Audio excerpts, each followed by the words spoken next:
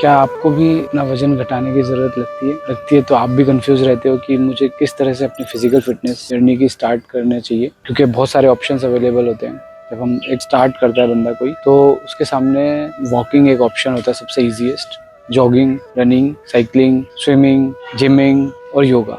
उसके बाद में फिर जुम्बा, पता नहीं कितने तमाम तरह के ऑप्शंस उसके सामने अवेलेबल रहते हैं। आप अगर अपनी जर्नी की शुरुआत करना चाहते हो और आप भी कंफ्यूज रहते हो कि मैं क्या ऑप्ट करूं जो मेरे लिए सेफ हो और मुझे गारंटीड रिजल्ट मिले, तो आज का वीडियो आपके लिए रहने वाला है। हम इसी टॉपिक पे बात करेंगे, क्या सेफेस्ट तरीका है और इन सारे जो हमने ऑप्शंस बात करी है उनके प्रोज एंड कॉन्स क्या हैं। देखिए, हमारी जो बॉडी है इसके अंदर 600 के लगभग मसल्स होते हैं, और अगर उनको मसल्स को डिवाइड किया जाए तो ब्रॉडली उनको 3 कैटेगरी में डिवाइड किया जा सकता है। एक मसल्स होते हैं जो स्केलेटल मसल्स होते हैं, जो बॉडी में स्टेबलाइजेशन का काम करते हैं, जॉइंट्स को सपोर्ट करते हैं, हमारे चलने फिरने में, हिलने डुलने में हमें मदद करते हैं, तो उनको स्केलेटल मसल कहा जाता है। दूसरे होते हैं स्मूथ मसल्स, जो हमारे पेट में होते हैं, जो हमारे डाइजेस्टिव सिस्टम को सपोर्ट करते हैं, जितने भी डक्टलेस ऑर्गन हैं उनको सपोर्ट प्रोवाइड करते हैं। और तीसरे कैटेगरी के जो मसल्स होते हैं वो कार्डियक मसल्स होते हैं, जो हमारे हार्ट फंक्शंस को सपोर्ट करते हैं, हार्ट को पंप करने के लिए और सारी हार्ट की गतिविधियों को सपोर्ट करने के लिए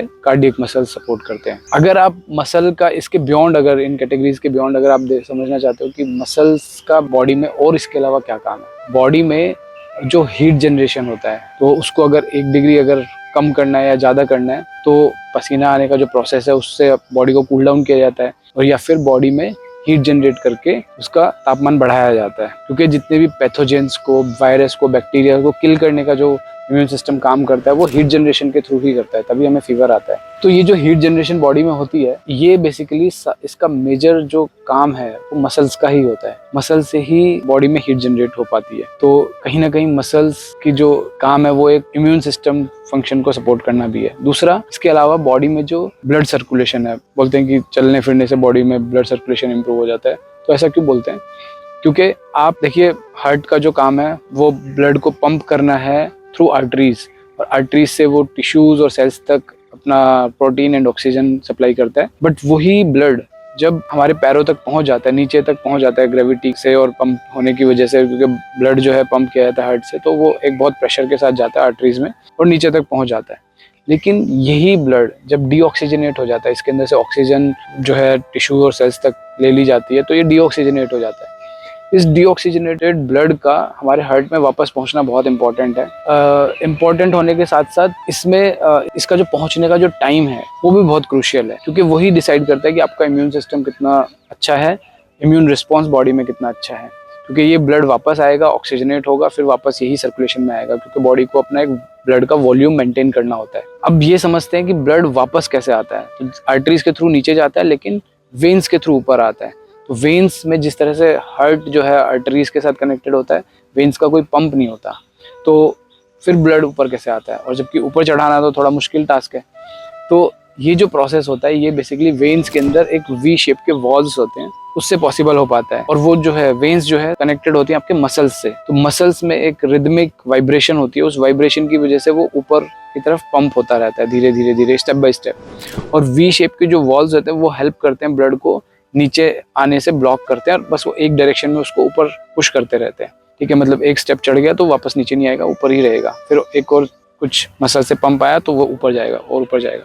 इस तरह से वो वापस हमारे सर्कुलेशन में हार्ट तक पहुंचता है। फिर वो डीऑक्सीजनेटेड ब्लड जो है ऑक्सीजनेट किया जाता है लंग्स के सपोर्ट से, और फिर उसको वापस हार्ट के थ्रू पंप करके आर्टरीज में पुश कर दिया जाता है। तो ये जो अपना ब्लड सर्कुलेशन है, इसमें सबसे बड़ा सपोर्ट मसल्स से मिलता है ब्लड सर्कुलेशन के लिए। अच्छा, इसके अलावा अगर मेजर मसल्स का काम समझे तो रेस्पिरेटरी फंक्शन है हमारा। जितने भी रेस्पिरेटरी मसल्स होते हैं हमारे लंग्स के पीछे, तो वो हमें रेस्पिरेशन में, हमारे लंग्स को इन्फ्लेट और डिफ्लेट करने में हेल्प करते हैं। अगर आप देखोगे कि कैलोरी जो कंजम्पशन है वो आपका 70 to 80% जो कैलोरी कंजम्पशन है आपका मसल ग्रुप के थ्रू ही होता है। तो जो आप कैलोरीज जितनी भी ले रहे हो, तो जितना आपका एक्टिव मसल है उतना ही आप बेटर तरीके से कैलोरीज बर्न कर पाओगे। इंपॉर्टेंट क्या है कि हमें अपने ज़्यादा से ज़्यादा मसल्स को एक्टिवेट करना।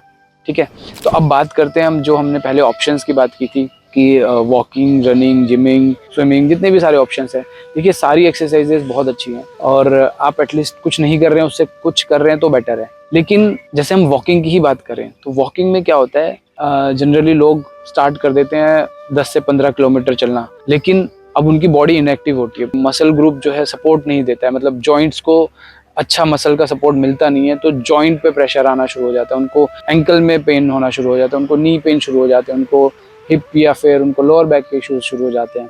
वो इसलिए होते हैं क्योंकि उनका मसल जो था, जो जॉइंट्स को सपोर्ट कर रहा था, स्टेबलाइज कर रहा था, वो फंक्शन खत्म है, वो उनको सपोर्ट वहां से नहीं मिल रहा है। वो सपोर्ट ना मिलने की वजह से उनके जॉइंट पे प्रेशर आता है, फिर उनको जॉइंट इश्यूज शुरू हो जाते हैं। और अगर आप वॉकिंग देखोगे तो हार्डली वो 20% मसल, बॉडी के मसल्स यूज हो पाते हैं। ओवर यूज होने की वजह से उन मसल्स में भी फटीगनेस आ जाती है, तो फिर आपको ज़्यादा थकान होती है, अब ज़्यादा ऐसा लगता है कि मैं बहुत ज़्यादा थक गया हूँ और जॉइंट्स पे भी प्रेशर आ रहा है, तो आपको लगता है कि बॉडी जो है अब काम नहीं कर रही है, मतलब बॉडी ठीक तरह से फंक्शन नहीं कर रही है, मुझे कुछ ज़्यादा ही ओवरहॉलिंग की ज़रूरत है। फिर आप डिटॉक्स की तरफ देखते हो, फिर आप और बहुत सारे ऑप्शंस डाइट की तरफ देखने लगते हो कि मेरी डाइट में शायद कोई कमी है, कैल्शियम इंटेक मेरा कम है, फिर सारे डाउट्स आने लगते हैं मन में, फिर आप और ज़्यादा फिजियोथेरेपिस्ट वगैरह के पास चक्कर लगाते हो। तो बेसिकली रूट कोज क्या है? आपके मसल ग्रुप का इनएक्टिव होना। तो हमें वापस से सारे मसल ग्रुप्स को एक्टिवेट करना पड़ेगा। तो उसके लिए हमें कुछ ऐसा ऑप्ट करना पड़ेगा जिससे कि हमारी ज़्यादा से ज़्यादा मसल एंगेज हो सके। जो हमने 600 मसल्स की बात करी है, हम कुछ बड़े या छोटे मसल्स पे ही फोकस करके ना रह जाएं। जिम में आप जाते हैं, वॉकिंग करते हैं, 20% मसल यूज़ हो पाता है। जिमिंग करते हैं, आप कुछ लार्ज मसल ग्रुप को ही टारगेट करके उसके बियॉन्ड नहीं कर पाते हैं, तो वो बहुत ज़्यादा एफिशिएंट नहीं हो पाता है।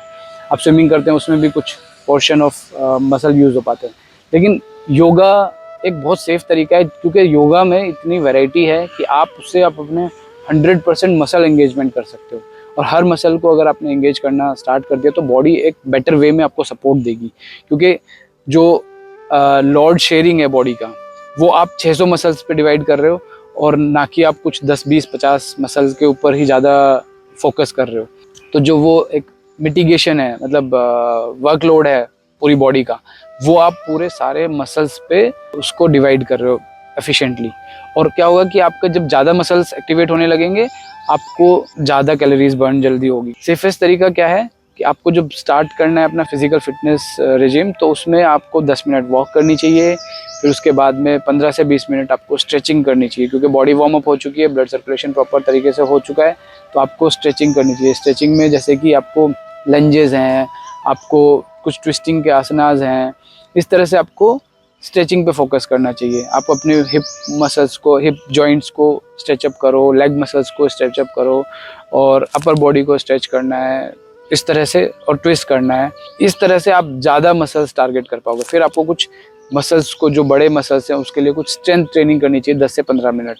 और फोर्थ फेज में आपको बॉडी को कूल डाउन टाइम देना चाहिए, अदरवाइज बॉडी में आपको फिर लगेगा कि दिन भर जो है आपकी बॉडी में ज़्यादा थकान रहेगी, आप बेटर तरीके से रिकवरी नहीं कर पाओगे। वो भी इम्पॉर्टेंट है, फोर्थ फेज भी इम्पॉर्टेंट है। इससे ही रिलेटेड मैं एक 20 वीक्स का योगा जो है बिगिनर्स के लिए स्टार्ट करने जा रहा हूँ, जिसमें कि जिसने कभी कोई एक्सरसाइज नहीं की, कोई योगा नहीं किया, उसके लिए एक बिल्कुल ईजीएस्ट वे में वो कैसे अपनी योगा जर्नी स्टार्ट कर सकता है with the help of props की सपोर्ट लेके, कैसे वो आसना जो है लगा सकते हैं। उस तरीके से हम बॉडी को प्रिपेयर करेंगे 20 हफ्ते में, कि वो थोड़ा नेक्स्ट लेवल पे प्रिपेयर हो जाए। वीक बाय वीक हम एक वीडियो रिलीज करेंगे, इसमें आपको वो एक वीक तक वो पर्टिकुलर एक वीक का योगा फॉलो करना है, फिर नेक्स्ट वीक में नेक्स्ट वीडियो आएगा, तो आप उसको स्विच कर सकते हो। और अगर आप कंफर्टेबल हो रहे हो नेक्स्ट उस पर स्विच करने में, तो अपने पेस पे आप अपना स्विचिंग कर सकते हो। तो इस तरह से 20 हफ्ते में आपको 20 वीडियोज़ मिलेंगे, और आप जो है 20 हफ्ते में ऑलमोस्ट अच्छे मतलब योगासनास लगा पाओगे।